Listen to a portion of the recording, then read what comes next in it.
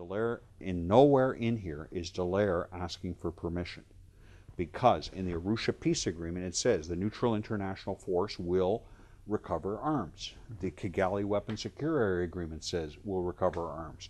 There's nothing in opposition to our rules of engagement, and this is what both sides had told us they wanted us to do. So we had no reservations about going out. We're not asking permission here to go and do it. We're saying we're going to go do it, but we're going to be careful. We're going to check it out first to make sure it's an arms cache and not a daycare center with us kicking in the doors and looking like a bunch of idiots, and to ensure that it's not some sort of setup against Twigger and Mungu. That was what, and it's very clearly laid out here. And within hours, the answer comes back from New York. I think that's the answer. Yeah. And there's the answer. You are beyond your mandate. We cannot agree to the operation contemplated in paragraph 7, which is the recovery of the arms. And this is where we realize now that there's a big disconnect between us and the field in New York.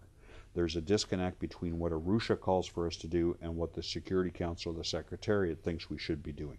There's a disconnect on our rules of engagement. There's a disconnect on our concept of operations. And they're basically telling us, no, you can't do this, and you're not to do this. Now, this initiates a whole week of phone calls, back and forth, screaming, yelling, you know, you don't understand. Yes, we do understand. You can't do it. And this is the Somalia syndrome.